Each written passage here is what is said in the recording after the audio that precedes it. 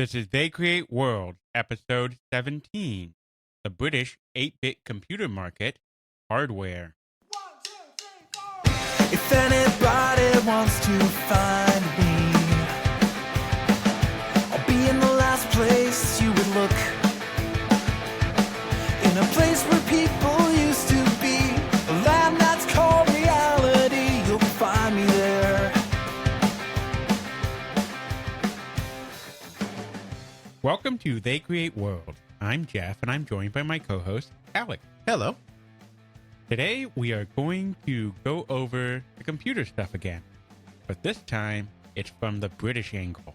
That's right, because in Britain and in Europe as a whole, which kind of took its lead from what was going on in Great Britain, there was a completely different approach to both home computers as hardware systems and computer games as well. The genres were different, the target audiences were different, the people who were making the games were different. And so everything that we said about the American market in the last episode, you throw almost all of that out because it is a completely different scene going on across the pond. So there was no real cross-pollination between the United States and Great Britain. It's almost like the computer industry developed completely independently of each other. That's correct. There was very little. We'll get into this, of course, in some more detail, but the Commodore systems did come to Britain in large numbers. So you had a little of that, but the games didn't really come over. Some of them started to a little later on, and we'll get there when we get there. But basically, it was a homegrown market in Britain. And because the British were focused on platforms that Commodore 64 side didn't hit big in the United States, it also meant that that British software, for the most part, was not coming back into the United States as it was made either, because they were mutually exclusive platforms and very different genres. So they really grew up in isolation from each other in the 1980s. And I take it later on, of course, they merged together in the 90s and the 2000s, and then that's why computers are pretty much ubiquitous ecosystem now, right? Absolutely. By the late 80s, there was starting to be some mixing because the 16-bit platforms were very similar. Mm-hmm. Now, and this we're not going to cover in this episode because we don't get into the 16-bit platforms, but just short form, the main 16-bit home computer platforms were the Atari ST and the Commodore Amiga. Obviously, these are both American systems made by American companies, and they were in both places. Now, the 16-bit home computers did much better in Europe than they did in the United States. So there weren't that many games targeting the Amiga and the ST specifically in the US because they didn't sell as many units. But you could bring in that Amiga and ST software and the later Commodore 64 software from Europe into the United States. So there was a little more mixing. Then, of course, everybody finally goes PC by the mid-90s. The US transition to the PC in the late 80s, early 90s. The British got there by kind of the mid-90s.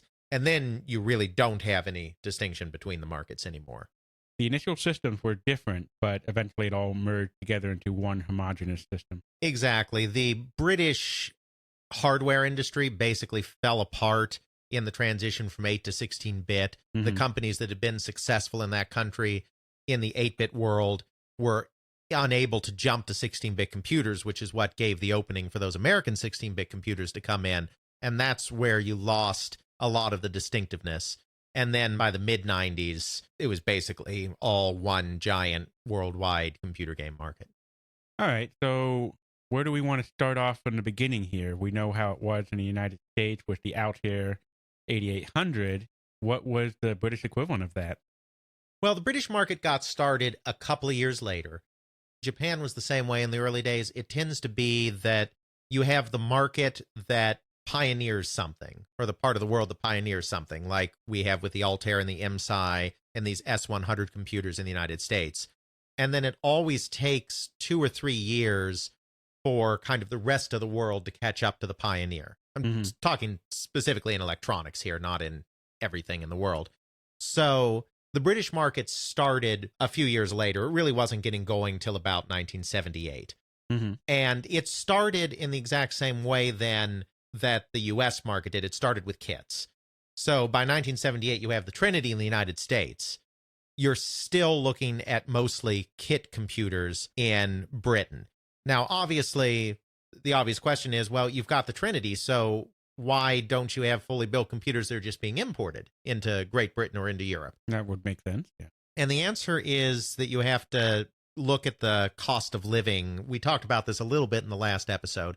Basically, an Apple computer is expensive in the United States. Yeah, $1,200 to $1,800.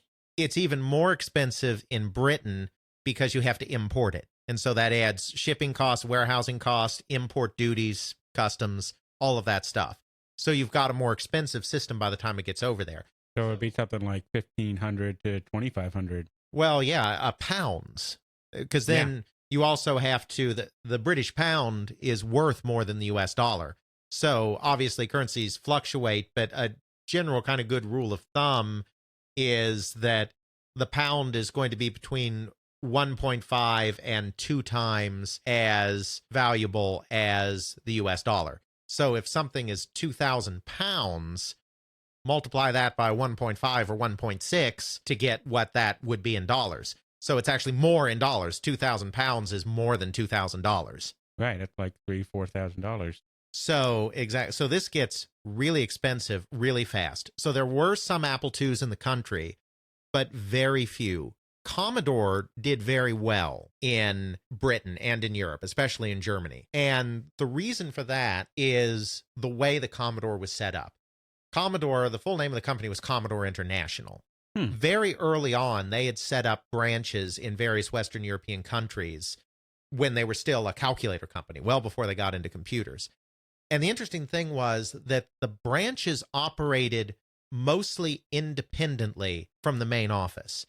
Basically, the manager of Commodore UK, the manager of Commodore France, the manager of Commodore Germany, they were almost completely autonomous in their business dealings. That's sort of like how it was with Sega, how they were completely autonomous to each other. Absolutely. And it's a little more unusual to have a setup like that back then in the computer business. So Commodore US was always a little bit hamstrung because of the relationship between Jack Tramiel, who was the president and CEO of the company, and Irving Gould, who was the chairman and largest shareholder of the company. Basically, Commodore in the 1960s got involved in the largest financial scandal in Canadian history, because at that time, it was actually a Canadian company. And this was the Atlantic Acceptance Scandal. It's very complex. I'm not going to get into the economics of it, but suffice it to say that they were involved in this very bad scandal. And they came out of it without going to jail, and they came out of it without losing the company. But they came out of it in such a weakened financial situation that Jack Tramiel had to sell off a majority stake in the company in order to keep it afloat. And Irving Gould was the investor that he sold it to. Okay. Irving Gould had no interest in product development. He had no interest in marketing. He had no interest in anything. The only thing he was interested in was having as much money as possible to maintain his Playboy lifestyle. And so he wanted to invest in a failing company in order to maintain that? Well, because he got it at a bargain. So he understood that Jack was a good businessman, and he had confidence that Jack would turn around the company. And because Jack was in a desperate state because he was so financially hurt by the scandal, he got the stock really cheap. And it's not like Commodore was his only investment. Just like any stock market player, he had lots of investments. But this is an investment that he had a majority share in. And so if Commodore did well, he was going to make so much money because he bought so low. Okay, so he had confidence in the company and just thought, okay, this is so low because they got punched really hard. I can make a boatload of money in order to maintain my lifestyle. Exactly. And I mean, he was a jet-setting playboy.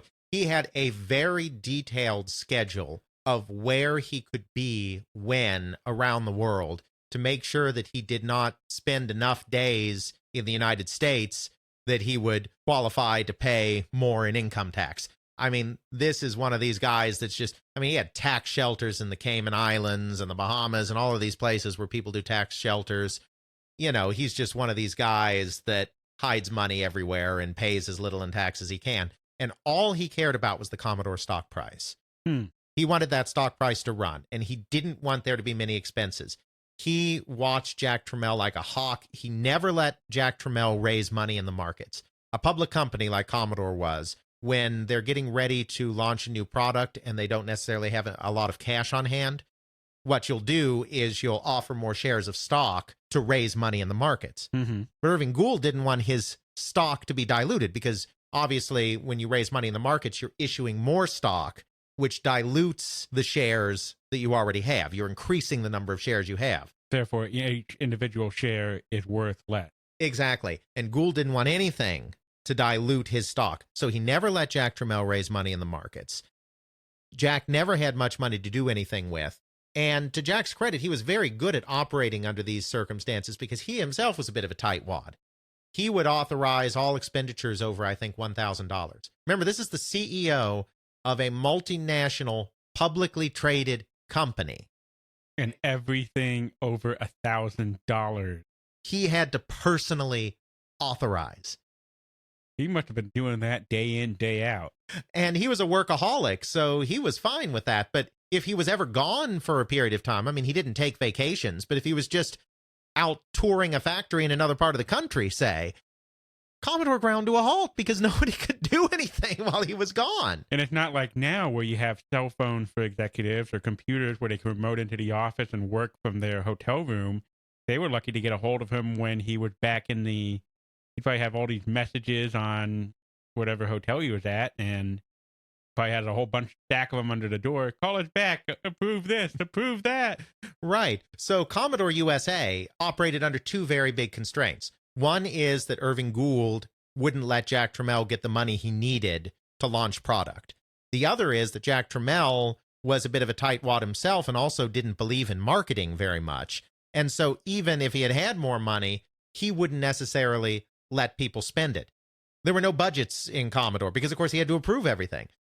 Jack Tramiel's philosophy was if you give someone a budget, that gives them a license to steal, so to speak. Not that they're stealing money from you, but if you give a person a budget, they're going to find ways to spend all the money you give them in the budget. Which is to be fair, because you see that a lot in government projects where they go, if you don't use everything we allocate in your budget, obviously you don't need to have that much money in the future, so your budget in the future will be less. And so sometimes at the end of fiscal years and a lot of government contracting work, they go, oh, we got to spend $2,000, $3,000, $20,000 so that our budget next year does not go down. Exactly. So that's what happens. And so he didn't believe in budgets, and he personally authorized all expenses, and he didn't really believe in marketing, and so he didn't like to do a lot of marketing. So because of this, Commodore was almost always at a disadvantage in the United States. The one time he was given a lot of money and agreed to invest in a marketing campaign was when the Commodore 64 was launched. And that's a big part of why the Commodore 64 was so much more successful than some of the other Commodore product in the United States. Now, in Europe, Jack is not overseeing Europe. Mm-hmm. Irving Gould is not directly overseeing Europe. Irving Gould is not directly interacting with these other people because Jack is head of Commodore USA. He's also the head of Commodore International. He's the head of the whole company. So he's the only guy that's dealing directly with Irving as the chairman of the board. Mm-hmm. So these managers overseas aren't dealing with the same limitations. Obviously, they can't raise money in the markets because they're a publicly traded company in the U.S., but they have a lot more leeway to do their own marketing. They have a lot more leeway to set their own budgets. They have a lot more leeway on how to sell their product. And Commodore Germany and Commodore UK in particular had really great managers that were really good marketers and really great brand builders. And so with the Commodore PET, the first computer they released, part of the Trinity, they built a lot of brand loyalty around the Commodore PET. And then they were able to extend that brand loyalty into the VIC-20 and especially into the Commodore 64. So that's why the Commodore 64 became popular in Europe, is because it went all the way back to that first PET and the way that they built brand loyalty slowly and steadily, so that even though the Commodore 64 was a slightly more expensive machine than the homegrown computers, especially in Germany, Commodore was like the IBM of Germany back then, just in that brief period of time. There was this kind of feeling that you're paying a premium, but that's okay because you're paying for this great brand. Plus, the other thing that you have to remember about the British market and the European market is cassette-driven. So people aren't buying the disk drives. Also, people are usually not buying monitors. They're almost always hooking their computers into a television. So that brings the cost down a little bit because you're not paying for the monitor, you're not paying for the disk drive, both of which are very expensive add-ons. We were talking a little ways back, we kind of got off on this, but we were talking about how the computers were very expensive to import. The British people really didn't have a lot of money in this period. This was a period, and I'm not really a historian of Britain in this period, so I may get some of the details wrong, but kind of in broad strokes, they'd been a welfare state, as people call it, since shortly after the end of World War II when the Labour government came into power, which meant that a lot of the business sectors were nationalized, like some of the energy sectors and whatnot, national health care, and other welfare programs. The Labour Party had transformed into a welfare state. By the end of the 70s, this was causing difficulty. They were having trouble continuing to pay for some of these programs. And so the government wasn't necessarily doing well. The labor unions were agitating a lot during this period. There was like a strike every week in some critical sector or another. The economy was kind of in recession. Things were slowing down. The standard of living in Britain was lower than it was in the United States. People did not have as much disposable income. In some ways, they were better off in the United States because at least their health care was paid for and there was a basic social safety net in place. But in terms of luxury items, higher class items, they didn't have as much spending power as the typical U.S. consumer did. So they couldn't afford expensive things like very fancy computers, and especially not fancy computers with monitors and floppy disk drives. Yeah, so pretty much the Apple is completely out of the average person's budget. Exactly. So they started with kit computers around 1978, this kind of do-it-yourself electronics thing. Similar to the Altair 8800. Right. Same kind of idea, though in some ways more limited. I mean, the Altair, of course, was very basic right out of the box, but the Altair was also very expandable. Some of these early computers in Britain were very limited, and they were not expandable. Oh. They were a little more sophisticated than the basic Altair that you just got out of the box, but not nearly as sophisticated as an Altair with a couple of expansion boards plugged into the bus. You're talking about calculator keyboards rather than touch-type keyboards. You're talking about sometimes even LED displays rather than monitors. You're talking about something that's almost more of a calculator than a computer with the very early kits. And the big kit company in the United Kingdom in this time period was Sinclair Radionics. Sinclair was founded by a fellow named Clive Sinclair, who later received a knighthood, so he is now Sir Clive Sinclair. And he was an enthusiast himself. He didn't really have that much training in electronics, but he started writing for British electronics hobbyist magazines, stuff similar to Popular Electronics in the US, in the 1960s. He moved on from writing articles to making his own kits, things like stereo amplifiers and later calculators and those kind of do-it-yourself projects. Sinclair, his kits were cheap. They were affordable, which is good, but Sinclair products had a tendency to not quite work right. So they used cheaper components that wouldn't hold up very well. And idiosyncratic methods of putting all those components together in order to save money. So it doesn't make sense so much as to how you put these parts together in order to achieve the desired effect. So if this random component breaks or has a problem, you're not sure why. Right, and sometimes things would explode. Explode, as in fire. Yeah, sometimes things would explode because these were not always the best put together pieces of equipment.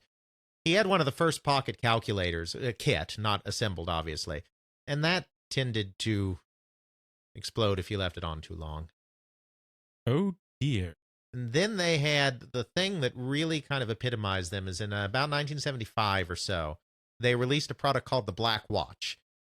The Black Watch was one of the very first digital watches. It didn't keep time very well. Isn't that what you want a watch to do? Yes, it didn't keep time very well. And like the calculator, it also had the tendency to explode. Oh, great. Now we get to blow up our house and we get to blow up our wrist. So the Black Watch was a massive failure, and it basically sunk the company. It destroyed Sinclair. Now, in Britain, because of this whole welfare state setup, just because your company has gone down the tubes doesn't mean that you don't have a recourse. He negotiated a deal with the government where the government was going to bail him out because Sinclair was a very well-known name at this time. There was an attempt to basically save the company, and the government bought into it and never really accomplished much with it. And so then Clive then spun out into a different company called Science of Cambridge, and it was actually the Science of Cambridge company that released their first computer kit that Sinclair did. Then there were problems with that company, and he spun out into another company. There were a lot of spin-offs until you finally got to Sinclair Electronics, which was the company that would release the majority of their computers later on. So he released this kit computer, the Mark 14, and this was introduced in 1977. And it was this very basic kit. It had the characteristics I was talking about before. It looked much more like a desktop calculator than a computer, but it was technically a computer.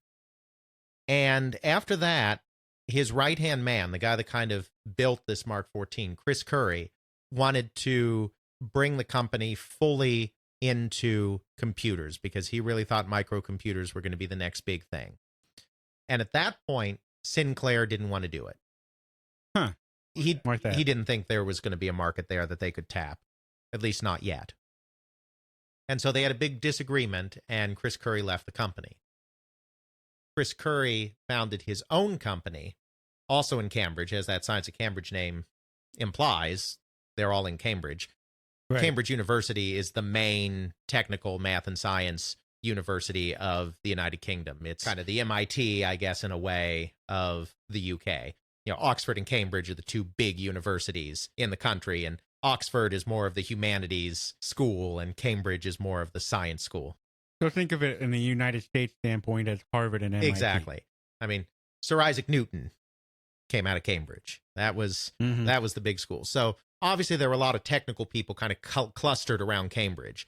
And so Chris Curry goes on and founds his own company, which is Acorn, and he founds it with an Austrian guy named Hermann Hauser, Austrian living in the UK, who's also a very hardcore technical guy. And they kind of introduced the first real computer in the country, which is the Acorn Atom. The Acorn Atom was a pretty small, pretty basic computer, but it was a step above these really basic, almost calculator-style kits. And the Atom could be purchased as a kit, but it could also be purchased fully assembled. So that's a useful thing. It's based around the 6502, just like that early Apple computer is, just like the Commodore 64 is. Commodore 64 actually uses 6510. It's a variation, but it's close enough. Same basic architecture. It only has 2K of RAM.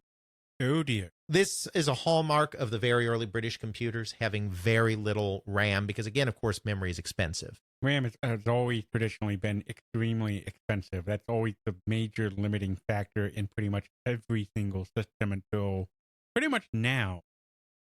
Yeah, no kidding. And so all of these early British systems have a pathetic amount of RAM because they really have to keep the cost down. So it only has 2K of RAM. It doesn't have a very high resolution because, of course, as we talked about before, resolution takes memory. The smaller the pixels get, the more memory you need in order to display something. And also, you probably don't really have much in the way of high-def screens because you said that they're hooking them up to TVs, and especially old-style TVs had atrocious resolution. Exactly. So you're looking at your full color mode only basically being a 64 by 64 screen. They also had a 64 by 96, and those only gave you 4 colors. You could get a slightly higher resolution screen. You get up to 128 by 96, but then you're monochrome. There was also at least with the monochrome one, you can do word processing because you said before that you need at least 80 columns before you can do proper word processing. And there was a 64. There was a 64 by 192 resolution as well, but again, only 4 colors. So you could get a little bit of resolution on it, but 4 colors, which is very, very basic. And that's, of course, because there's just a complete lack of memory. It was expandable. You could get up to 12K in there. So you could get a little more in. And it did have some ROM. So things like BASIC were stored in ROM. Didn't have to take up precious RAM to do certain things. So you could put in a plug-in card or chip or something that has BASIC and some other programs on it. Almost like it's a cartridge base. Right. And for instance, there was also a separate floating point chip that you could add in that was done in ROM. So you could do your floating point in ROM and not take up. So, they did use tricks to get it a little more functional than 2K of RAM would suggest. But you're still looking at something more primitive than what an Apple II can do, or even what a Trash 80 can do in some ways, though this did at least have graphics, unlike the Trash 80, which in its original form was just character-based. Well, in a way, you can sort of see these as sort of more primitive, simpler computers, because the way that we're able to do things now is that we take the load off of the main CPU and the main central RAM. You have video cards that take the graphics processing off. You take and have the video processing storage off. You have sound cards that handle audio processing. You have specific networking chips that handle the networking. And it sounds like, in a way, with them having BASIC and other capabilities with floating points and such on ROM, on separate chips, you can then have more capabilities out of the system because you're pulling the loads off of the main chip and the main RAM. Exactly. And they did even have a video display generator in it as well. Kind of a video display generator. It's not quite, and again, I'm not a technical person. I mean, it's not quite a full GPU in the way we think of graphics card today, but it does provide some video memory. So they did have an additional kind of 1K of video memory in this video display generator that was also expandable up to 6K. So they're pulling stuff in certain ways. But of course, a lot of this is expandability and a lot of this is add-on. And if you're someone making a program for something, you usually target the lowest common denominator because you want to make sure you reach the maximum number of systems. So even though we can say, well, you can expand the ROM up to 8K and you can expand the RAM up to 12K. And you can expand the video RAM up to 6K, and it starts sounding like a lot when you put it all together. Fact of the matter is, most software is not going to take advantage of that maximum expandability because there's a lot of expense involved in that. So the majority of your audience is not fully expanding their computer. And you don't want to sell software that can only be played by a percentage of a percentage of a percentage of your market that has all the bells and whistles. You see this with the Apple II because there were 2-3 more generations of the Apple II. And even though the Apple IIe had the capabilities of actually doing more colors, more graphics, more everything, whenever you were making a game, you made it so that it was to that lowest common denominator, the original Apple II, because you don't know who's purchasing that software. They may have the Apple IIe, but they could also just have the original Apple II. That's exactly right. So you have to think of an Acorn Atom really in terms of being a 2K system, 2K RAM, 8K ROM, 1K video RAM. And so it's pretty limited, especially compared to what's going on in the US by this point, because by 1980, you've got the Atari system, for instance, that just blows that away in terms of memory, in terms of resolution, in terms of colors, in terms of everything. And it's kind of funny thinking the Atari blowing anything away. Right. Well, I'm talking about the Atari 8-bit computer, which, remember, was well ahead of its time, not the VCS. Okay, making sure there. Exactly. And of course, by this time, the Apple II has evolved into the Apple II Plus, which has its 48K of memory. So this is a very primitive system for the time. Sinclair also does release a system in 1980 because by this time, he's finally come around to the idea that, okay, maybe computers are something that we really should be getting into. So even though he had this big rift with Chris Curry, he does get back in. And his system is the ZX80. Mm-hmm. This was, oh boy. The Acorn Atom was a very limited computer, but it felt like a computer. Well, that's because we're doing all this offloading stuff. Mm-hmm. The ZX80 is really astoundingly primitive. It uses a Z80 processor, which is a good processor. Decent compared to the 6502. It's kind of interesting. The ZX80 actually has a higher clock speed, but because the 6502 is more efficient in the way it does processes, a 1 megahertz 6502 is actually pretty much equivalent to a 3 megahertz Z80, just because of the way it runs routines. So the processor is pretty comparable. That's fine, but it has 1K of memory, and that's period. You can't expand that. No, it's expandable. Okay. But what I mean by period is no ROM, no separate video memory. 1K is powering the entire thing. So unlike the other one, this system doesn't have video and other things offloaded on other things. You have to cram every single thing you want to do into 1K of RAM. Exactly. And it is expandable. You can expand it up to 16K, which is a good amount. The 16K chips didn't fit very well in the computer because this is a Sinclair product, and Sinclair products never quite work the way they're intended. Oh, dear. So it didn't always fit very well, but you could expand it up to 16K. But again, you're talking about looking at a small percentage of people that do the upgrade. So if you're targeting the platform, you kind of have to assume that they only have 1K. Another good example is you talked about the Apple II. Another good example in the video game realm is the N64. The N64 had a RAM expansion midway through the cycle that doubled the amount of RAM. There was this little removable cover on the front, and you pulled out the old RAM and you plugged in the new RAM, and you got twice the RAM. Right. Nothing used it. It shipped with a game. Perfect Dark. Yeah, and it shipped with a couple of other games. Perfect Dark was one it shipped with. It also shipped with, I think, Rogue Squadron it might have shipped with. There were a couple of games that shipped with. So, of course, the games it shipped with took advantage of that extra RAM.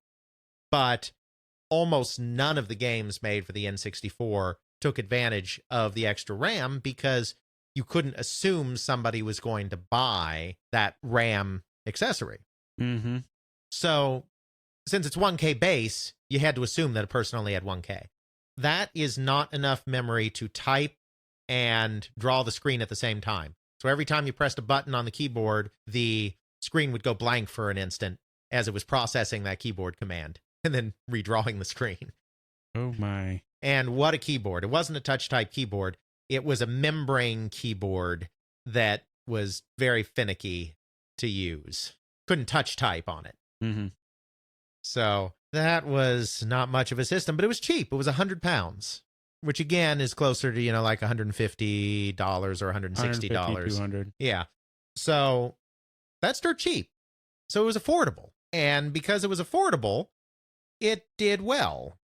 It sold about 50,000 units, and that was in the course of about a year. And for the British market, that's very good because, first of all, fewer people can afford things. Second of all, it's just a smaller population than in the U.S. UK sales figures, raw figures, are always going to look puny compared to U.S. figures because the population is so much bigger in the U.S. 50,000 in about a year is very good for the British market. So that was a success, but you couldn't do too darn much with it. The Acorn Atom, by comparison, was a little more expensive. We're talking 120 pounds if you bought it as a kit. ZX80 was fully assembled. 170 pounds if you bought it fully assembled. So the Atom gave you a little more capability, but it also with a commensurate rise in cost. About twice the price. Exactly. And so the Acorn Atom didn't do horribly or anything, but it didn't do as well as the ZX80. The ZX80 kind of lapped the field. And then the next year, he released another computer, the ZX81. And the 81 had a little more memory. It allowed you to see the screen at the same time as you typed, but only if you used a special mode that allowed it to be able to handle that, which meant that if you did have the screen up at the same time, it really slowed down the CPU because it meant more load on the CPU to do both things at the same time. So the ZX81 was still a quirky system, but the ZX81 also did very well, just like the ZX80 did. Just because it just cost so much and it was pre-assembled. Right. And you see, it was even cheaper is the thing. He was actually able to cut the price because it used a lot of the same components. It shipped with the same amount of memory. When I said it had more memory, what I meant is that it was expandable to more memory. You could expand it all the way up to 64K. Really? But That much? but it shipped still with the 1K. So there were refinements to it. It had a slightly better keyboard, even though it was still not a touch type keyboard. It had this special mode where you could at least type and see what's going on at the same time, even if it was slow to do it. But most of the components were pretty similar, so he was able to cut the price. This one was £50 as a kit and fully assembled £70. So it was even cheaper. In fact, it was the ZX80 that inspired Jack Tramiel. I told you about how Jack Tramiel last time was very scared of the Japanese. Right. And wanted to do a low-cost computer. And he got the idea for doing the VIC-20 from these primitive Sinclair computers, because he saw this is a guy that is doing computers really cheap to sell them to the masses. Let's do the same thing here and keep the Japanese out. And obviously the VIC-20 was a more capable system than the ZX80 and the ZX81 because the U.S. market could handle a more expensive system. But these were the systems that inspired Jack Tramiel to kind of hit that super low end of the market. So the ZX81, because it was also very cheap, also did very well, but it was still an incredibly primitive computer. So on these early systems, ZX80, ZX81, Acorn Atom, there was a small amount of computer game software, but not very much. These were such limited systems, it was very difficult to create decent games for them. Or any games, I would think. Yeah, truly. So there were a couple of companies that sprung up in this period that would persist into later periods, but there wasn't much of a computer game scene in this period. But these computers were all very important because they kind of established what would be the two leaders in that 8-bit market. This Acorn company, Chris Curry, and Sinclair, with Sir Clive Sinclair at the head. So it kind of laid the groundwork. But what really brought computing and computer games to the forefront was actually the BBC. The British Broadcasting Company. That's right. So you have to remember again what I talked about before, how there's kind of this very paternalistic British state, this kind of welfare state. So there are a lot of government institutions involved in areas that would not be involved in, say, the United States, where we're based. The BBC was British television and British radio. Pretty much, period. BBC ran a few different television stations, a few different radio stations, and that was media in the UK.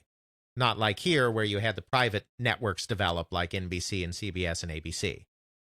So there's a lot of synergy between what's going on television and radio and what the government wants to promote. It's almost like take public broadcasting and put it even more firmly in control of the government than our public broadcasting is, and then have them have the same reach and influence as NBC or CBS. And that's the BBC. Which is a bit hard for at least the American listeners to comprehend. Right. So if the government wanted to promote a nationwide initiative, and they wanted to do so through the media and through programs on television or radio, they didn't have to negotiate anything. They didn't have to get the network on board. They could just collaborate because they were all the government. And I'm sure it's more complicated than that. I'm sure I'm oversimplifying, but the point is, it's all part of the government. So at the end of the 1970s, it became pretty clear that this microcomputer thing may just be the next big thing. And there was a feeling in the entire developed world that if your kid did not know how to program, they were not going to survive in the new economy. That, of course, turned out to be false. Right. You need to know how to interact with the computer. You don't actually need to know how to program. But at this period of time, when, of course, computers, where basically you practically had to know how to program just to get a computer to do something for you, because you just have that blank cursor on the screen. Right. The computers are so primitive that in order to interact with the computer, you have to know how to program in order to even interact with it. Think of the Apple II. You turn the thing on, and then you have to hit the reset button. You want to see how funny this is? There's a video I'll throw in the show notes of kids now interacting with old computers, and they interact with an Apple II. And it's funny them going, how do I turn this on? how do I interact with this thing? The announcer off screen lets them try a few things at first and then tells them how they go through. And their reactions, it's funny. And you just think about that. That's now. That is just 40 years ago. That's not really that long. And you have kids today who wouldn't be able to interact with these systems. Exactly. So, I mean, that's a very good analogy. So it was thought at the time that in order to use a computer, everyone was going to have to need to program. So there was a big push to get computers into the schools. And of course, again, in Britain, as in most of the developed world outside of the United States, you have a national school system. In the U.S., you have local control of schools, so you have individual school boards and individual school districts making all the decisions, and you have some vague guidelines about what you need to teach from the state, and even on top of that, some vague guidelines of what you need to teach from the federal government. But there's a lot of local control of the schools. You're kind of given basic goals that you have to reach, basic learning objectives that you have to impart, but how you get there is very much in the control of local school boards. Here are some expected core competencies that we want to see all students have. We don't care how you get there, just get there. Exactly.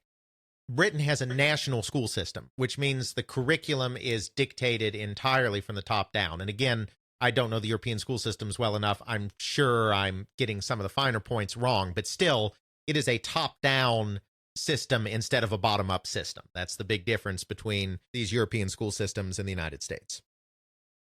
There was a feeling that computers were going to be the next big thing, and that if Britain got its population very computer savvy, they could ride the computer revolution and kind of turn around parts of the British economy, because this is when a period of time when the traditional British industries were not doing well.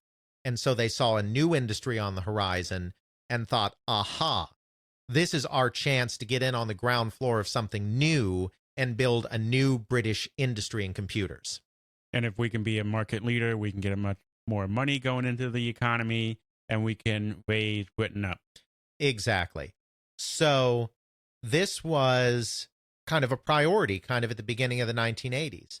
And so there was a producer at the BBC whose name I'm sure I'm going to horribly mangle, named Paul Krawazik. Mm-hmm. And he felt that as these computers were coming in, that it was kind of the duty of the BBC to educate the public, not just on, hey, here's computers, they're coming, but here's a computer. This is how you use it. This is how you program it. Kind of do an educational show. As a tie-in to this, they wanted to actually launch a BBC-branded computer. Really? Mm-hmm. Now, obviously, BBC wouldn't make this computer because they don't have that expertise in-house, but they wanted to source a computer from one of the nascent developers in Britain and then stamp a BBC label on it and tie it in to this big series that they were going to run on the BBC. And this would kind of be a comprehensive attack on computer literacy to get people involved with computers. Buy your own BBC computer and learn how to use it now on BBC One. Exactly. And of course, you couldn't have this be a kid. No, because then you'd have to teach people how to solder, how to do all this other, whatever else you have to do in order to put things together. Right. So at this time, we have these kind of hybrid computers in Britain, which you can buy fully assembled or in kit form. The ZX81 and the Acorn Atom are both like this. This computer needs to be assembled out of the box, and it has to be fairly user-friendly to get into. Now, that's user-friendly in terms of 1980. We're not talking about a great GUI interface and all this beautiful stuff that makes these interact with computers today. You're still going to have to know a little bit about basic commands and whatnot to get anything done on this computer, but at least it can't explode. Yeah. Because Exploding bad. That's bad. So they're putting this series together, and then they're going to source this computer. And they knew exactly where they were going to get this computer from. They were going to take a product that had been started at Sinclair Radionics, which you may remember was Clive's first company, that had then been transferred to another company, and this computer was called the New Brain. Basically, Sinclair Radionics, after the government took it over, Sinclair bailed on it, founded Science of Cambridge, and the government tried to prop up Sinclair Radionics for a while. That didn't work. So they transferred some of the promising products to other companies that they also had an interest in and just closed down Sinclair Radionics. So the government had an interest in a company called Newberry Laboratories that was making this new brain. And this is, again, this kind of government synergy thing. Sinclair Radionics had been a disaster, and the takeover of Sinclair Radionics had been a disaster. So they wanted to get something tangible out of the fact that they had propped up this company that they ended up having to close. So they're like, again, it's this whole interconnected British government thing. It's like, we've got the national television network running this program, and so let's take this computer that we own and use that, because then we get some benefit out of this company that we took over. And so it's this whole interconnected thing. Right. They didn't want to tell the public that. Let's put it that way. So they ran an article that said that they had selected the New Brain computer after a bidding process. And New Brain won. Newberry Laboratories won. There was no bidding process. Yeah. Chris Curry saw this article, head of Acorn. And he and Clive Sinclair weren't on the best of terms, but they were still kind of on speaking terms at this point. Later, they wouldn't be.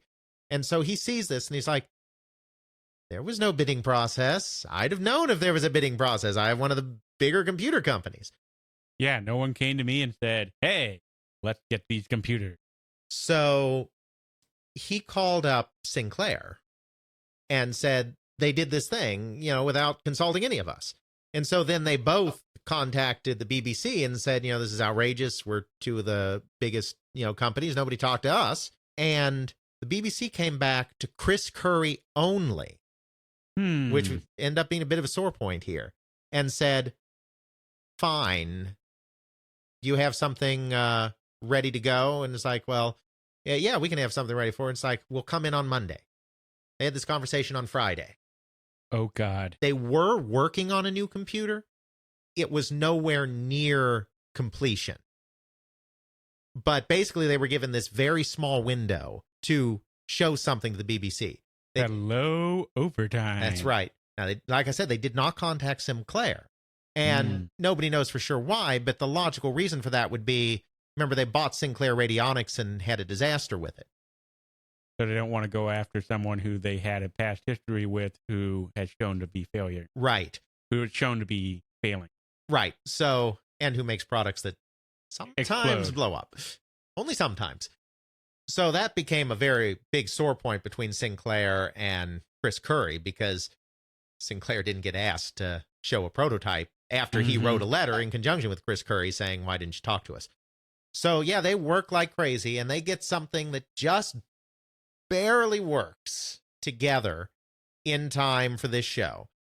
Not show, in time for this demonstration. And they show it to him, and they end up getting the contract, because it turns out the New Brain is still a disaster. That's not really working very well. And so they do go with the Acorn product. And so that Acorn computer gets rebranded as the BBC Microcomputer, or for short, the BBC Micro. Okay. The BBC Micro kind of ends up occupying the space that the Apple II occupies in the US. It's a little bit pricier of a system. Sells for £235, which is really quite a lot. Oh, yeah. But in exchange for that, you get a little more functionality. Still a 6502 processor, but it's a 2 megahertz 6502 instead of a 1 megahertz. So the clock speed's a little faster. And as we said before, compared to the Z80, it's much more capable. Right. It's a base of 16K of memory, which is a very solid base of memory. Expandable up to 32. And like the earlier Acorn computer, it also has ROM. It has this hybrid RAM-ROM thing. So it's also, in addition to that, got 32K of ROM, expandable up to 128. So you could preload up a whole bunch of stuff onto there or plug in a bunch of stuff. It has a very nice display capability of 640 by 256 with 8 colors. That's nice. Which is very good. So like the Apple II, it's pricier and it's a little more capable. But this also, like the Apple II, puts it out of the hands of a lot of people. so it doesn't get that same penetration in the home. But also like the Apple II, because it's the state's computer, essentially, BBC stamped computer, when the British school system decides to make computer instruction mandatory around this time period after this BBC documentary airs, they, of course, make the BBC Micro the computer of the school system. And there is only one school system. Yeah, so it penetrates the entire British economy, and all the schools get BBC Micros. And so all the things the kids learn on is BBC Micros. That's right. So it occupies kind of a similar place to the Apple II. However, unlike the Apple II, it does not become the main game platform. It really stays mostly in the schools because of the price. And because, unlike the Apple II situation, where there was not a viable low-cost competitor until the Commodore 64 came out, because Atari and Commodore and Texas Instruments and all these companies that we talked about approached the market in ways that made it so that the Apple II remained on top. Disastrous ways. Sometimes disastrous. The BBC Micro had a competitor that came out very soon afterwards in 1982, and that was the ZX Spectrum. Ah, the ZX Spectrum, the one that we've alluded to a few times. That's right. The ZX Spectrum was kind of, in this period, it was the British microcomputer in the home and in the games industry. A couple of years later, of course, the Commodore 64 comes in too, and then they kind of share that mantle, and it becomes kind of, it's almost like how in the early 90s in the United States you had Nintendo kids and you had Sega kids. Mm-hmm. In kind of the mid-80s in the UK, you had Spectrum kids and you had Commodore 64 kids. Huh. And, you know, you had your playground fights on which system is better and this and that. Well, obviously the Commodore 64. I'm not going to get involved.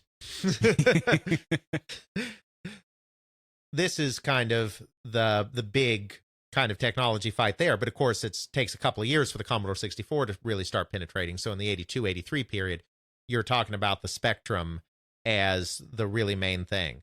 The ZX Spectrum continues the Sinclair tradition of very quirky products and products that are sometimes a little skeezy, but are so much cheaper than the competition. Did they still explode? No, it was decently built in that sense. It had essentially a real keyboard. It was still a little strange, but it was no longer this membrane thing. It was essentially a real keyboard. It had that standard Z80 processor, which again is a good processor, and it had a base of 16K of memory.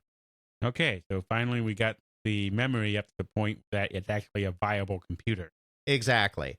So this became really the main games machine in Britain alongside the C64 because it could do some things. Now, it still had that quirkiness. Their BASIC was always a little strange. The BASIC that they put on the computer was always a little strange compared to some of the mainstream stuff that Microsoft was doing and that was found in things like the Commodore 64 and the Apple II and whatnot.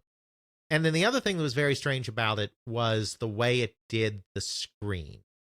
And again, this is a money-saving thing. So the way that both the Commodore 64 and the ZX Spectrum worked in order to maximize the amount of colors you could have going on in terms of your memory is it divides the screen into cells.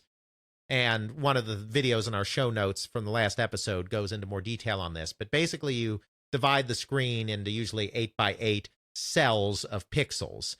And you individually control what color is showing up in those cells. And you can only have a certain number of colors active in a particular cell at a given time. And this goes again to memory limitations because you're only devoting a certain number of bits to that portion of the screen in order to save your overall memory. Mm-hmm. But this allows you to get more colors on the screen. So when we talk about the C64 being a 16-color system, you could have 16 colors all over the screen at once, but that's only because you divided your screen into individual cells, each of which could only have, say, 2 colors active at a time.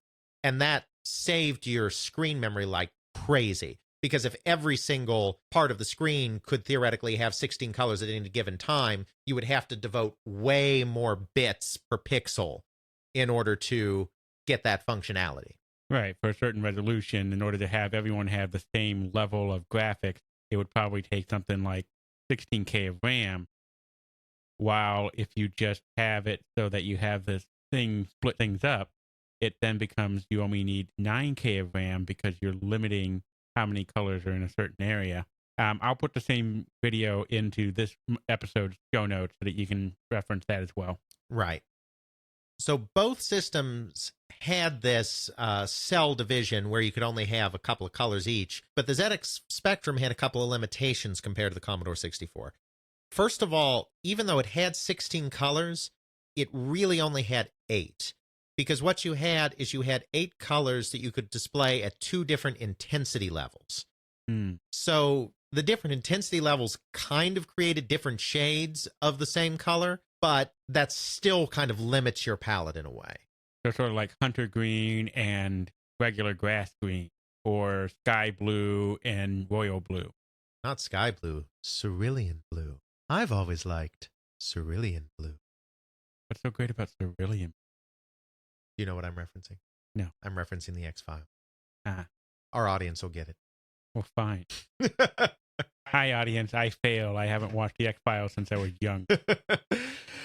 But that's true. So, it's a kind of limited palette. Another thing is that in the ZX Spectrum, you could have 2 colors per cell, but only 1 foreground, 1 background. I believe the C64 allowed you to mix and match a little more where your colors went in a cell. Not positive, but I think that's true. Yeah, and I'm not sure on the specifics of that one either. That's probably something worth more research at some point. Right. And then the other important limitation, and again, this is a cost-saving kind of thing, there were no hardware sprites. And we've talked about before, hardware sprites make everything better. Right. So when you divide your screen into cells, you only have 2 colors per cell. And you cannot then have individual objects bleed over between 2 cells that have a different color scheme. So if one cell is showing blue and the other cell is showing orange, and you want your object to be an orange object, it cannot go to the part of the screen that has blue turned on, because then your object is suddenly going to turn blue because orange is not defined in that cell. So what happens is you get something called a tribute clash, basically where something becomes 2 different colors if it's on the boundary of a cell. Because, of course, the same object I'm talking about, if it ends up resting half in one cell and half in the other cell, it's going to be blue in the half that's in the one cell and orange in the half that's in the other cell. And that's called a tribute clash, when you have 2 different color attributes being applied to the same object because it's crossed a cell border. And that's because of how we try to save RAM when we're doing colors, because we had to do this whole color square thing. And if there's no hardware sprite, which is sort of like independent video RAM that's just really, really small, you can't overwork that. Exactly. Now, as we discussed before, sprites ignore what is going on your bitmap. So you can have a sprite that has its own defined size and its own defined color scheme, and that will remain constant no matter where you have it on the screen, because it is drawing from a separate sprite generator. It is not drawing from the video RAM and from the bitmapped image. It has its own separate memory that's dedicated specifically for it. It's not going off of the system RAM. It is just this little, whatever size they decide to say the sprite is, say it's 8x8 or 16x16, that's all the RAM that's dedicated for the sprite, but that's independent of the system RAM. Exactly. ZX Spectrum can't do that. Any of your moving objects are going to be part of the bitmap, and therefore, as they move through cells, they're going to change. So the trick became on the ZX Spectrum, how do you create objects that aren't changing color in awkward ways every few pixels across the screen? And so again, it took a really hotshot programmer to do that well. And what most programmers ended up doing, quite frankly, was monochrome for their moving objects. You'll notice that in a lot of Spectrum games, the protagonist and the enemies and whatnot are all just white, because white's going to be defined across all of the different cells. And then you don't have to worry about that, because you can have two colors. So you have a background color and a foreground color. So if you put your object, like your player character, in the foreground and just leave him white, then he will remain a consistent color across all the cells, because you're going to make the foreground white in all the cells. And then you put your color into the background images, because the background color is independent from the foreground color. So you're not going to have attribute clash between your player character in the foreground and your scenery in the background. You still have to be very careful, especially if you're scrolling the screen, to make sure that your color remains consistent. In fact, a lot of Spectrum games are flick screen games instead of scrolling games if you're moving between different scenes. And that's because that makes it easier to keep your cells all the way you want them and not have attribute clash. Because then if your background is never moving, you can define the colors in all the individual portions the way you want, and you don't have to worry about attribute clash occurring because you have a static image that's never going to cross cells. Think of the original Zelda in the dungeon. Whenever you transition between the screens, it just sort of stops everything. It redraws the screen as we want it to be, and then you continue on. Think of that as a more advanced version of how it was being done on the ZX Spectrum, because you get to the edge of the screen, you're trying to go through that door, and then it's got to redraw the whole screen as you go to the next play area. But we need to keep all the colors consistent for how we want to envision it for each play area. That's exactly correct. So those were kind of some of the quirks of the ZX Spectrum that made it kind of difficult to program for, and made it kind of difficult to have particularly good graphics, especially compared to the Commodore 64.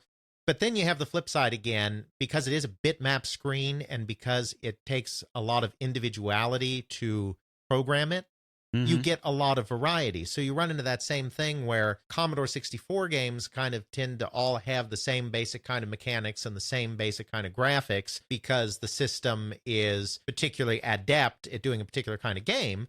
Whereas on the ZX Spectrum, you're in complete control of how you are putting elements on the screen, and that leads to more variety in how things are done, and it can lead to more variety in genre. So I think in a way you have some more innovative and interesting games on the Spectrum, and then you have some more kind of technically accomplished games on the C64. Do you happen to know of any games that came out on both the ZX Spectrum and the C64 that sort of show a comparison between the capabilities of the C64 and the ZX Spectrum? One game where you can kind of see some of these differences is a game called Iridium.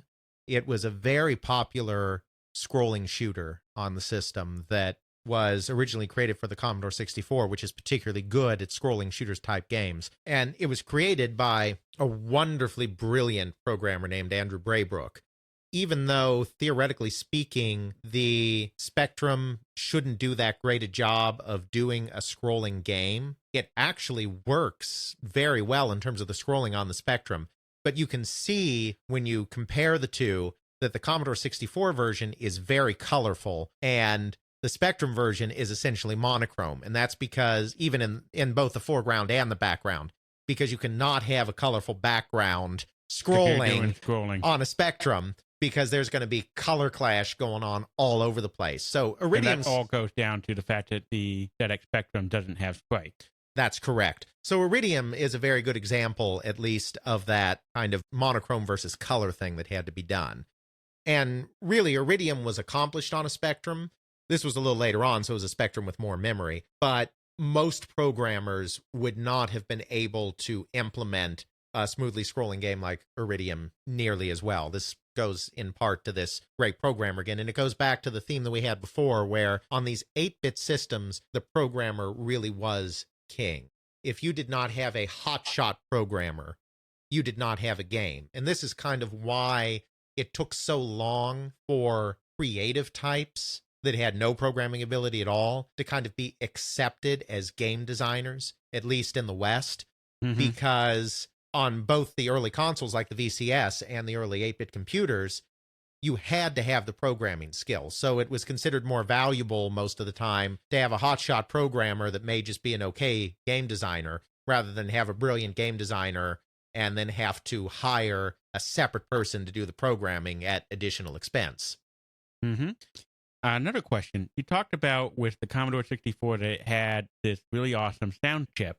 What did the ZX Spectrum have in comparison to that? Did they have a good sound chip, or was it just sort of second rate? Now, the sound on the Spectrum was nowhere near the Commodore 64 because, quite frankly, nobody had sound anywhere near the Commodore 64. That SID chip was so far ahead of its time that nobody could really come close to it. Yeah, basically the Spectrum, kind of like the old IBM internal speaker. I mean, it was basically just one channel. Mm-hmm. It did have 10 octaves, but it was basically just a beeper that just, beeped out tunes and whatnot. There was an expansion later that gave it 2-channel sound that allowed it. It was a software hack that gave it 2-channel sound, so that gave it a little more sophisticated sound. But no, I mean, Commodore 64 just blew it and everything else on the planet out of the water. All right. So because you had this uniquely British computer, and because even on the Commodore 64, you had a disconnect because it was a cassette-driven market because of the cost rather than disc-driven market, and nobody in the U.S. was interested in cassette games. The British industry really remained kind of isolated, as we talked about. I mean, Sinclair tried to sell the Spectrum in the United States. They made a deal with Timex to bring it in. Mm-hmm. And it was dirt cheap. I think they were selling it for like $99 when it was introduced. But it was such a limited system compared to what you were getting from the American systems. And it was introduced right before Jack Tramiel's price war. So at $99 for the Sinclair, it was already in some ways limited compared to the VIC-20, which was coming in around the same price. It was better in some ways, but more limited in other ways. And then very rapidly, the mid-range computers like the TI-99 and the Commodore 64 started being priced like low-end computers. So now you're talking about spending just maybe $150 for a Commodore 64, which is so much better than this little Timex Sinclair system, which is trying to come in at a cheaper price. So it just got buried in the market. Nobody was interested in the Timex Sinclair Spectrum in the United States. It died a quick and Unnoticed, quick and unnoted death.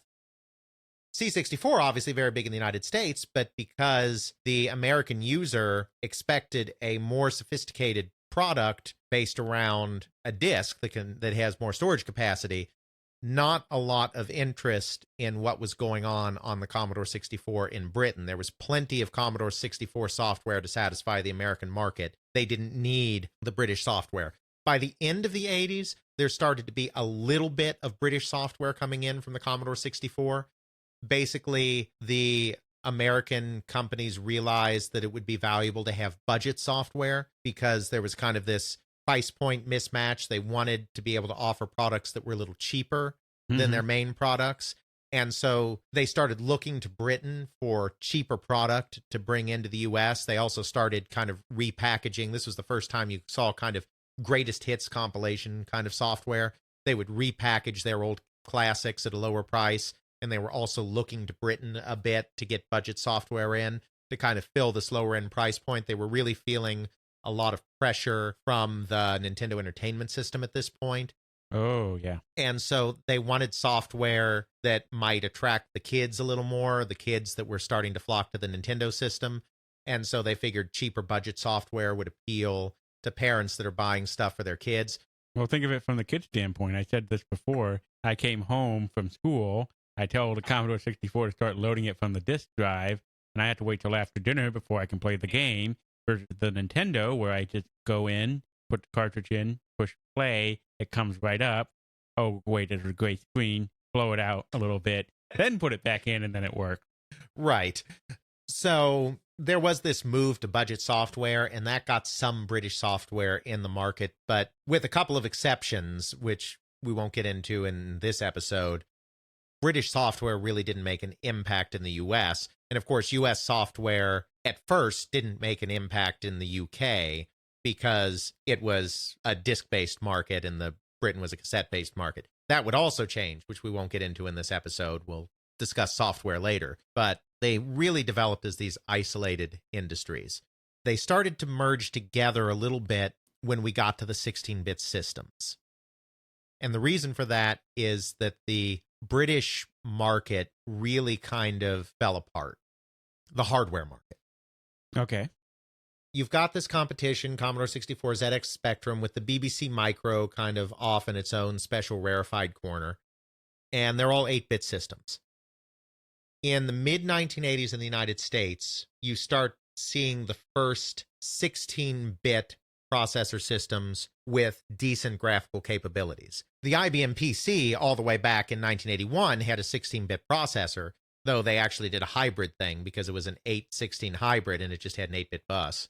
But, of course, the IBM PC in its original form was only capable of 4 colors in its CGA mode, which is why the early PC was not a game machine. Yeah. The home systems, which a home system in the United States was defined as kind of an under $600 system, the home system were all 8-bit systems, with the exception of that TI 99 4A that quickly faded out. In the middle of the decade, you hit the first 16-bit home systems. The Macintosh, the Atari ST, and the Amiga. We won't get into the history of those 16-bit platforms right now, but suffice it to say, in the US, they didn't take off. The home computer market was basically saturated by this point. There was kind of a crash in the American home computer market in 1984. It was the fallout from this ruinous price war that Jack Tramiel started. And there'd kind of been a disillusionment with the idea of a home computer. The home computer was touted as this system that was going to be useful for everything. You're going to store your recipes, balance your checkbook, educational software for the kids, and yeah, I guess you'll play games on it too. Go do shopping. Turned out it was only really good for games, these early systems.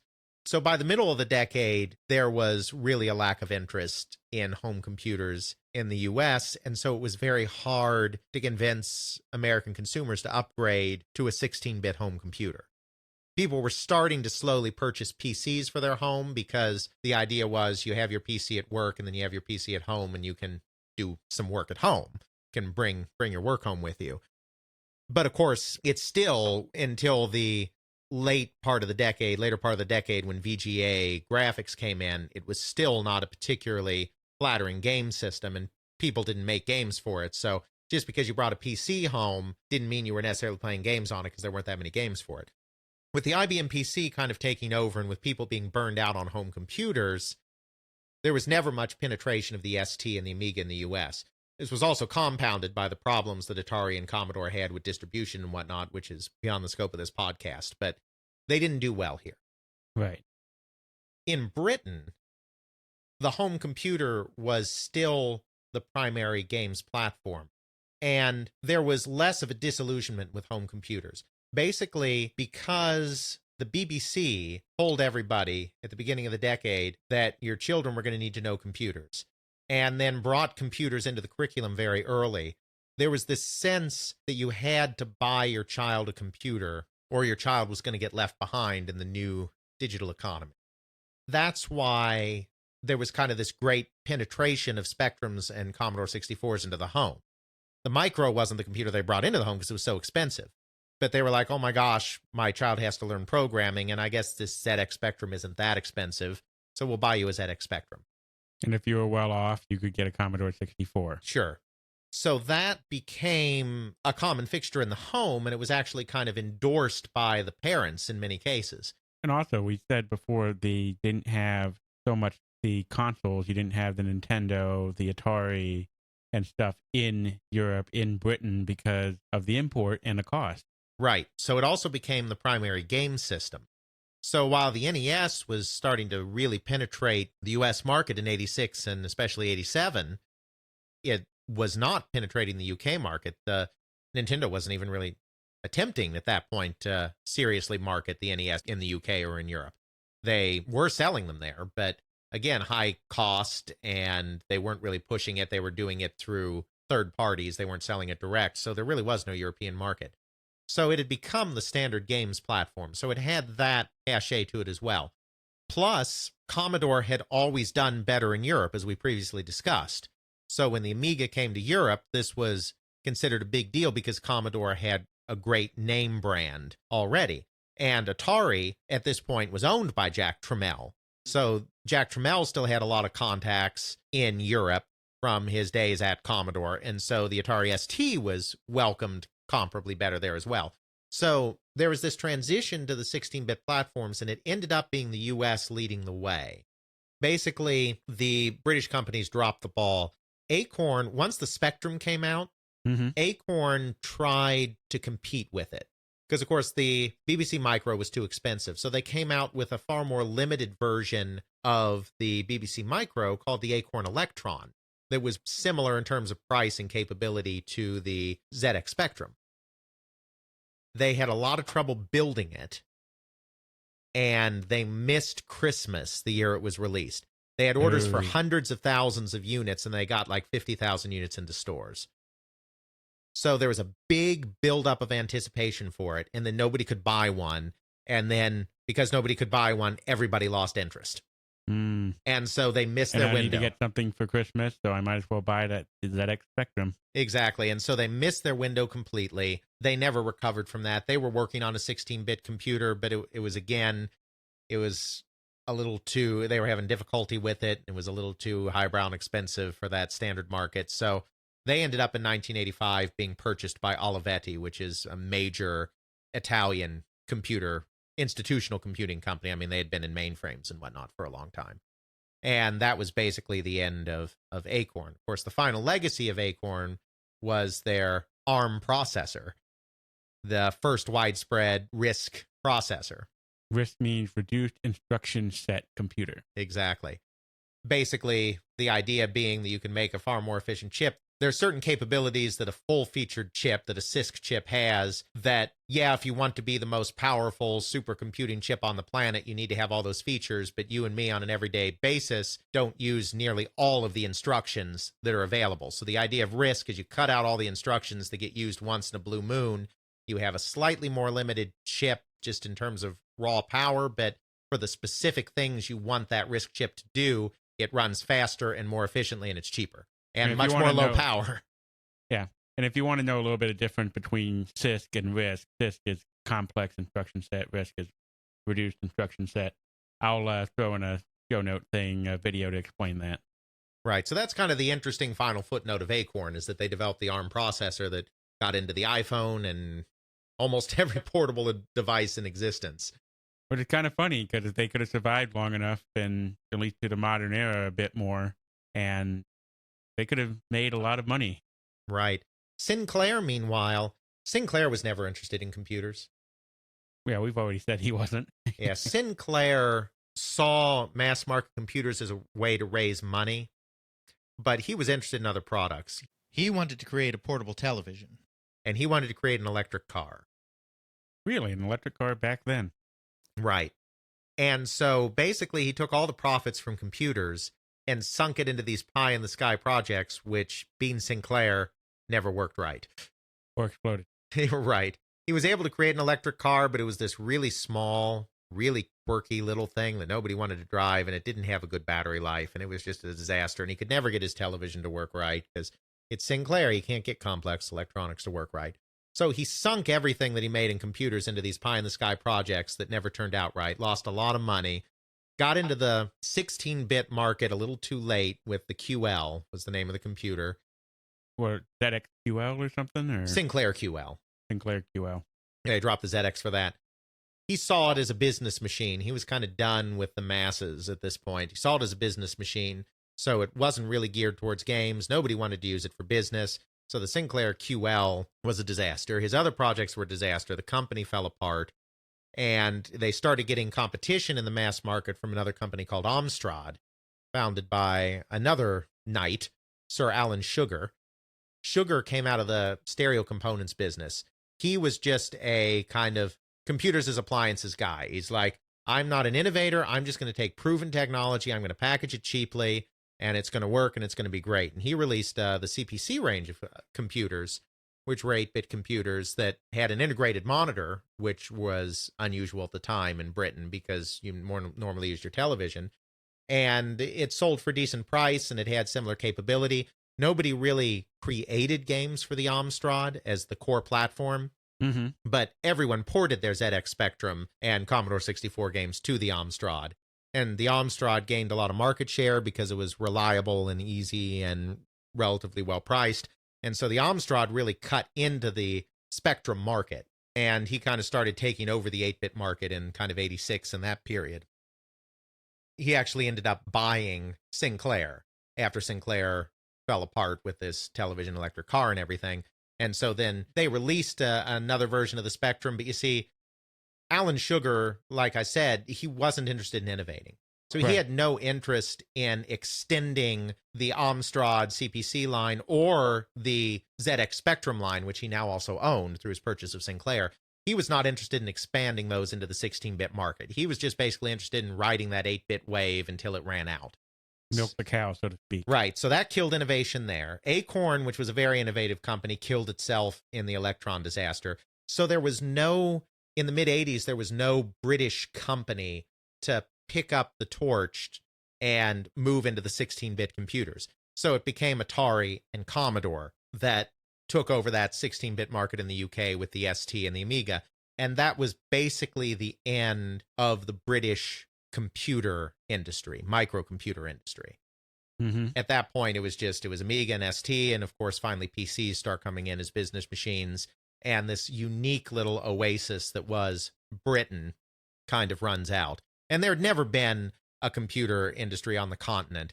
I think part of the reason for that is in both France and Germany, they were very early on a proto-internet. I'm not sure if you've heard of the French Minitel system. Basically, back in the early 80s, they had this nationwide system where you could log in and like buy airline tickets and do stock trading and like very primitive internet things. It would be almost like using some of the early dial-in services that were in the United States, like CompuServe or The Source, except that rather than being just one company that's offering you access to their mainframe, it was a nationwide system that everyone could get a Minitel terminal and dial into. And so it was kind of like a proto-internet, except it wasn't as feature complete as the World Wide Web, and it was only available in the nation of origin. It wasn't worldwide. So you had a French version of a mainframe that was available to the public, and you could get terminals in order to go into this big mainframe. And because the mainframe is sort of like analogous to the internet, you have a local terminal, you have your local computer that goes into the network, so to speak. Right. There was one in the United Kingdom too, but I think because both France and Germany had this system, which they didn't play games on. I mean, it was not serving the same market as a fully fledged computer. But I think their hardware efforts in computing were kind of devoted to these network systems. And so there wasn't really much of an impetus to create computers. And so while the locals were kind of focusing on this, that allowed the outside companies to get very big. So Commodore got huge in Germany. Apple got pretty big in France. And the ZX Spectrum as a cheap game system kind of flooded all of these markets, became very big in Spain, especially.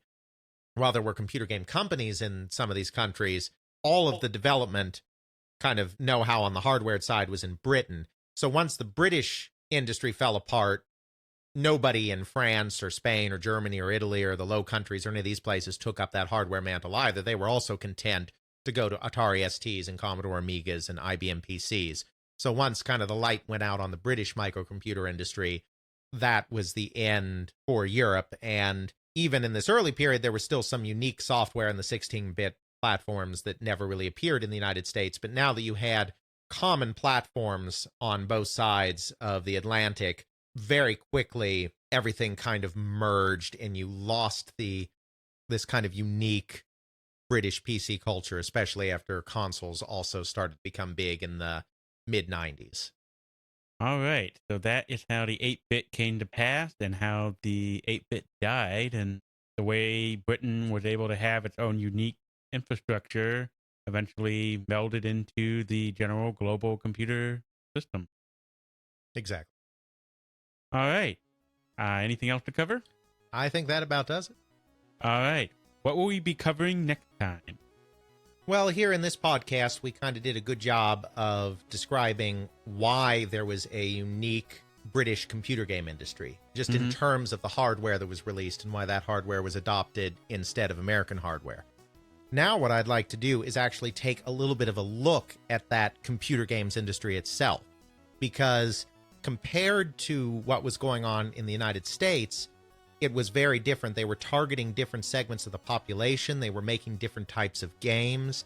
And some of what they did there actually ended up having major repercussions on how the global industry developed later on. And so it's very interesting to kind of look not just at the unique hardware that was coming out in the UK, but the unique software as well. So we'll cover all the different video game companies and the software they produced and the type of games they developed and how the British population and the rest of Europe played them. Exactly, in very broad strokes, because you could certainly devote multiple podcasts to going through all the ins and outs, but at least give an overview of what was happening across the pond. All right, sounds great. And we will see you next time on They Create World. Check out our show notes at tcwpodcast.podbean.com, where we have links to some of the things that we discussed in this and other episodes. You can check out Alex's blog at videogamehistorian.wordpress.com, email us at tcwpodcast@gmail.com, and follow us on Twitter at tcwpodcast. Intro music is Airplane Mode by Josh Woodward, found at joshwoodward.com/airplane mode, used under a Creative Commons Attribution License. Outro music is Bacterial Love by Roland Music, found at freemusicarchive.org, used under a Creative Commons Attribution License.